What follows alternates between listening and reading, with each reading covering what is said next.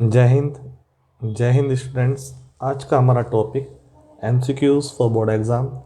तो पहला एमसीक्यू हम पढ़ते हैं। जैसे कि हमारा पहला एमसीक्यू दे रखा है हमारे को बुक के अंदर कि साझेदारी अधिनियम कब लागू हुआ था। तो साझेदारी अधिनियम पार्टनरशिप एक्ट 1932 में लागू हुआ था। ठीक है, यहाँ पर हमारे 4 ऑप्शन हैं, जिसमें 2 ऑप्शन हमारे इम्पोर्टेंट हैं। इसमें 1932 का ऑप्शन हमारा पार्टनरशिप एक्ट के लिए है, ठीक है, और 1956 का एक्ट हमारा कंपनी के लिए है। ठीक है, तो याद रहे, अगर हमारा पार्टनरशिप एक्ट के बारे में बात चल रही है, साझेदारी अधिनियम के बारे में बात चल रही है, तो इंडिया में साझेदारी अधिनियम 1932 में लागू हुआ था और कंपनी अधिनियम 1956 में लागू हुआ था। अगला क्वेश्चन है, क्या साझेदार का पंजीयन मतलब रजिस्ट्रेशन करवाना अनिवार्य है या नहीं, मतलब क्या करना है, अनिवार्य है, ऐच्छिक है, क्या चीज़ है। तो जब पार्टनरशिप हमारी होती है उसका रजिस्ट्रेशन करवाना हमारा ऐच्छिक माना जाता है। कैसा माना जाता है? ऐच्छिक। ऐच्छिक का मतलब अपनी इच्छा पे रजिस्ट्रेशन करवाना। चाहो तो आप रजिस्ट्रेशन करवा भी सकते हो, चाहो तो नहीं भी करवा सकते हैं।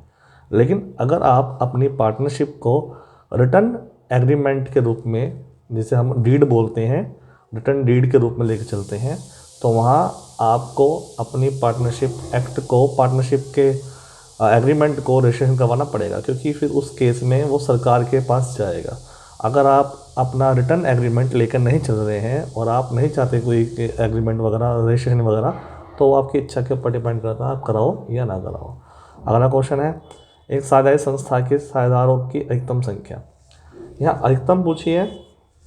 पार्टनरशिप में मिनिमम 2 पार्टनर्स होते हैं, मैक्सिमम 50 होते हैं। ठीक है, मिनिमम 2, क्योंकि 2 से कम कोई पार्टनरशिप नहीं शुरू होगी। तो अगर 2 से कम है तो वो सोल ट्रेड में आ जाएगा। तो याद रहे, मिनिमम 2, मैक्सिमम 50। 2014 में मैक्सिमम 100 भी हुए थे, लेकिन 2016 में जाके दोबारा से जब कंपनी एक्ट उसमें लागू हुआ था पार्टनरशिप के साथ, तब हमारे 50 मेंबर्स, 50 पार्टनर्स सरकार की तरफ से कंटिन्यू हो गए। तो 50 मेंबर्स, 50 पार्टनर्स के ऊपर अगर कोई पार्टनरशिप जाती है तो वो पार्टनरशिप अपने आप में इलीगल पार्टनरशिप मानी जाती है। अगला क्वेश्चन है हमारा, साझेदारी में लाभ हानि का बंटवारा किया जाना चाहिए।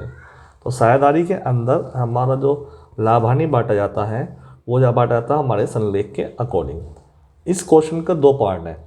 इस क्वेश्चन को इन्होंने सिंपल फॉर्म में पूछा है कि अगर पार्टनरशिप में प्रॉफिट एंड लॉस बांटेंगे तो कैसे बांटेंगे।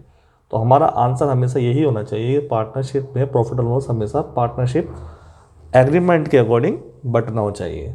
अगर क्वेश्चन में ये दे रखा हो कि पार्टनरशिप में एग्रीमेंट नहीं है, जैसे कि क्वेश्चन नंबर 6 में आपके सामने है कि साझेदारी संलेख के अभाव में, अगर हमारे क्वेश्चन में संलेख नहीं है, हमारे पार्टनरशिप में संलेख नहीं है, तो उस केस में प्रॉफिट को हम इक्वली बांटेंगे। यहाँ हमारा आंसर संलेख के अनुसार, यहाँ हमारा आंसर बराबर बराबर। तो ये दोनों क्वेश्चन हमारे लिए इंपॉर्टेंट इसलिए बनते हैं क्योंकि हम यहाँ पर लैंग्वेज के थोड़ा सा मार खा जाते हैं बच्चे, तो पढ़ने में इस चीज़ का ध्यान रखें। अगर पार्टनरशिप में संलेख है तो आप बराबर संलेख के अनुसार बांटेंगे, और संलेख नहीं है तो आप उसको इक्वल बांटेंगे। अगला क्वेश्चन 5वें नंबर का, संलेख क्या है। तो संलेख को ही हम एग्रीमेंट बोलते हैं। एग्रीमेंट को उर्दू में राजीनामा, करारनामा, अनुबंध, ये तीनों ही वर्ड हमारे संलेख के आते हैं। अगला क्वेश्चन, साझेदारी संलेख के अभाव में, अगर हमारा संलेख नहीं है, जैसा ऊपर वाला क्वेश्चन है, तो पूंजी पर ब्याज दिया जाएगा या नहीं। मैं आपको बता दूं, अगर हमारा संलेख नहीं होता तो पूंजी ब्याज हमारा नहीं दिया जाएगा। क्या क्या दिया जाएगा, क्या क्या नहीं दिया जाएगा, उसके बारे में बात करते हैं। अगर संलेख नहीं होगा तो हर एक पार्टनर को सिर्फ आपका लाभ हानि बटेगा, वो भी इक्वल बटेगा। अगर संलेख नहीं है, लाभ हानि बटेगा, वो भी इक्वल बटेगा। इसके अलावा, ठीक है, इसके अलावा सिर्फ इंटरेस्ट ऑन लोन बटेगा, वो 6% बटेगा। सरकार ने 6% कर रखा है। इंटरेस्ट ऑन लोन 6% हम बांटेंगे, सिर्फ interest on loan. Interest on loan के अलावा चाहे हमारा इंटरेस्ट कैपिटल पर हो, चाहे किसी और चीज़ पर हो, वो नहीं दिया जाएगा। तो इसी का आंसर नहीं दिया जाएगा। 8वां क्वेश्चन, किसी समझौते की अनुपस्थिति में, अगर वही सेम अभाव में अनुपस्थिति में, एक ही वर्ड है, पार्टनरशिप के मध्य लाभ का बंटवारा, सेम आंसर हमारा छठा वाला बराबर आएगा। सेम आंसर 8 वाला, समान अनुपात में दोनों सेम रहेंगे, क्योंकि यहाँ अनुपस्थित थीम की बात हो रही है। अगर संलेख होता तो संलेख के अनुसार, संलेख नहीं है तो बराबर बराबर। क्वेश्चन नंबर 9, जब साझेदार को पूंजी ब्याज दिया जाता है तो उसकी गणना सामान्यतः की जाती है। याद रहे, इंटरेस्ट ऑन कैपिटल की जो कैलकुलेशन आप करते हो वो हमेशा ओपनिंग कैपिटल पे करते हो। बच्चे यहाँ गड़बड़ कर देते हैं, क्लोजिंग कैपिटल को चूज़ करते हैं। क्लोजिंग कैपिटल पे कैलकुलेशन नहीं होती है, हमेशा ओपनिंग कैपिटल पे होती है। ठीक है, अगले क्वेश्चन पे बढ़ते हैं हम आगे। जब समान राशि प्रत्येक, अब यहाँ हमारा जो टॉपिक है वो थोड़ा सा चेंज हो रहा है। शुरू में टॉपिक हमारा एग्रीमेंट से रिलेटेड आए थे, अब जो टॉपिक आ रहे हैं वो हमारे इंटरेस्ट ऑन कैपिटल या इंटरेस्ट ऑन ड्राइंग के बारे में आ रहे हैं। तो ये वाला हमारा 10वां क्वेश्चन इंटरेस्ट ऑन ड्राइंग के बारे में है। जब समान राशि प्रत्येक माह की तिथि पर आहरित की जाए, अगर हम, अब देखो जो इंटरेस्ट ऑन ड्राइंग है वो 3 तरह का लगता है। अगर हम हर महीने की पहली डेट को हम आहरण करेंगे तो हमें ब्याज जो देना पड़ेगा वो 6.5 महीने का देना पड़ेगा। ठीक है, अगर हम बीच में करेंगे प्रत्येक माह की मध्य की तिथि पर 15-16 के आसपास, तो हम यहाँ पर 6 महीने का ब्याज देंगे। और अगर हम अंत में करेंगे तो 5.5 महीने का। तो ये याद रखें, 6.5 महीने प्रथम में, बीच में 6 महीने और अंत में 5.5 महीने। तो इस वाले क्वेश्चन का आंसर प्रथम की वजह से 6.5 महीने आ जाएगा। आहरण की राशि का प्रयोग क्या आता है? आहरण की राशि, आहरण का मतलब होता है पर्सनल एक्सपेंस, ड्राइंग्स। तो ड्राइंग्स हमेशा यूज़ होती है पर्सनल काम के लिए, तो यहाँ व्यक्तिगत रूप के लिए। ठीक है, अगला, आहरण पर ब्याज की गणना की जाती है। तो आहरण पर ब्याज की गणना में 2 मेथड होते हैं हमारे, बस 2 और भी हैं, एक मासिक आहरण, एक गुणनफल विधि। ठीक है, तो दोनों ही मेथड हमारे सही माने जाते हैं। फिर है लाभ हानि नियोजन खाता, डैश का भाग है। तो लाभ हानि नियोजन खाता लाभ हानि का भाग है। जैसे कि हमने क्लास 11th में पढ़ा था कि लाभ हानि खाता जो है वो ट्रेडिंग अकाउंट के बाद बनाया जाता है।